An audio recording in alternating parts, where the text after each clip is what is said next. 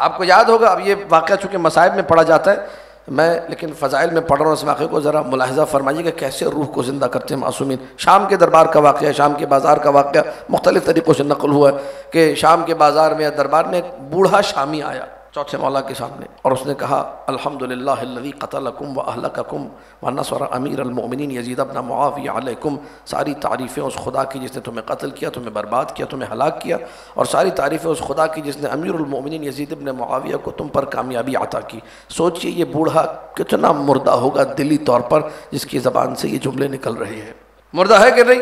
वाक़ई मुर्दा है ना, ये तो रूहानी तौर पे, ज़मीर के तौर पे, विजदान के तौर पे मर चुका है अंदर से, जिसको यही नहीं पता कि सामने है कौन। और क्या कह रहे हैं? हमद उस खुदा की जिसने तुम्हें कत्ल किया, हमद उस खुदा की जिसने तुम्हें बर्बाद किया, और हमद उस खुदा की जिसने यजीद को कामयाब किया। इसके जुमले ये हो, उसको आप कह सकते हैं कि वो दिली तौर पे जिंदा है, मर चुका है। क्या किया इमाम ने? देखिए, हयात अता करना इसे कहते हैं। जिस तरह बदन को ठोकर मार के जिंदा कर देना मोजेज़ा है, ये भी मोजेज़ा है। मेरे मौला ने कहा है बूढ़े, अवमा क़रअता व आतिज़ल क़ुरबा हक़्क़हू, तूने कुरान में ये आयत नहीं पढ़ी, क़ुरबा को उनका हक दे दो? कहा पढ़ी है। कहा तूने कुरान में ये आयत नहीं पढ़ी, वअलमू अन्नमा गनिमतुम मिन शैइन फ़अन्न लिल्लाहि खुमुसहू व लिर्रसूल व लिज़िल क़ुरबा वल यतामा वल मसाकीन व इब्न सबील? कहा पढ़ी है। कहा क़ुरबा हम है।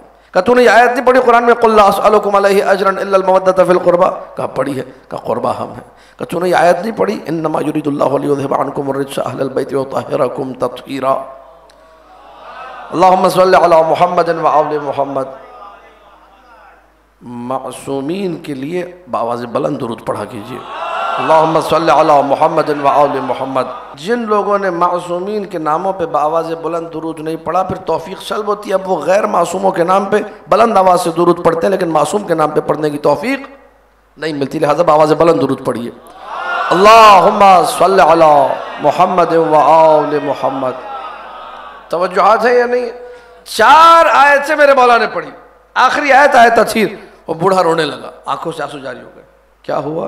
ज़मीर जिंदा हो गया, रोने लगा, आंखों से आंसू बहने लगे। फर्जंद रसूल, मैं तो तबाह हो गया, मैं तो बर्बाद हो गया, मैंने बड़ी गुस्ताखी कर दी, मेरी कोई तौबा मुमकिन है? तवज्जो, ये टर्निंग पॉइंट है आज की मजलिस का, मेरा साथ दीजिएगा। मैं आपकी खिदमत में एक पैगाम अर्ज कर रहा हूँ, क़ुर्बतन इलल्लाह। नियत कर ली मैंने, कल आप पढ़ेंगे चहलुम की ज़ियारत अर्बईन।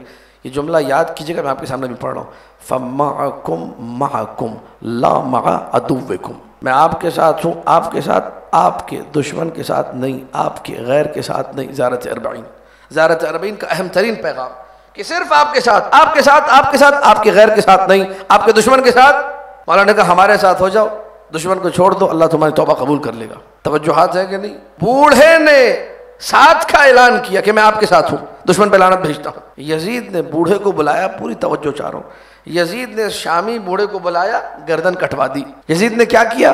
बदन को मारा, लेकिन वो बूढ़ा जिसकी रूह को चौथे मौला ने हयात अता की थी, वो आज भी जिंदा है। तवज्जो रखिएगा, दुश्मन अहले बैत बदन को तो मार सकता है, रूह को मेरे मौला ने चूंकि हयात अता किया, तुम गला काट सकते हो, उसके अलावा कुछ नहीं कर सकते। लेकिन पैगाम दिया ज़ैनुल आबिदीन ने कि अगर हिदायत मिल गई है तो अब हिदायत का शरफ ये है कि एक तरफ हो जाओ, यजीद पे लानत भेजो और हुसैन इब्न अली का साथ दो। उसने वही किया, गर्दन कटवा ली, कामयाब हो गया। आज उसका जिक्र खैर होता है कि बूढ़े ने मौला के कहने पर अपना गला कटा दिया, जिंदगी मिल गई, हयात मिल गई। आज मुश्किल क्या है? आज मुश्किल ये है कि हमने माकुम पे तो जोर दिया, आपके साथ, आपके साथ। वो जो ला मआ अदुव्विकुम और ला मआ गैरिकुम था, उसको हमने फरामोश कर दिया और मुख्तलिफ हीलों से, मुख्तलिफ बहानों से। और शब अर्बईन है, कल ज़ियारत अर्बईन पढ़िएगा, मुझे भी दुआओं में याद रखिएगा, ये जुमला याद कीजिएगा, आपके साथ, आपके साथ, आपके दुश्मन के साथ नहीं, आपके गैर के साथ नहीं। हमने अदुव्विकुम पे फोकस नहीं किया, और ये अदुव्विकुम पे फोकस बड़ा जरूरी है। दुश्मन कौन कौन है? दुश्मन हमने पहचाना ही नहीं कि आले मोहम्मद के दुश्मन की भी कैटेगरीज हैं। आले मोहम्मद का दुश्मन भी बड़े भेस बदल बदल के आता है। एक दुश्मन वो है जो खुल्लम खुल्ला दुश्मन है, अदुव्वुन बैयिन, आश्कार दुश्मन, अदुव्वुन मुबीन, खुला दुश्मन है, हमले कर रहा है, गालियां दे रहा है, आले मोहम्मद के खिलाफ बातें कर रहा है, यह है खुला दुश्मन।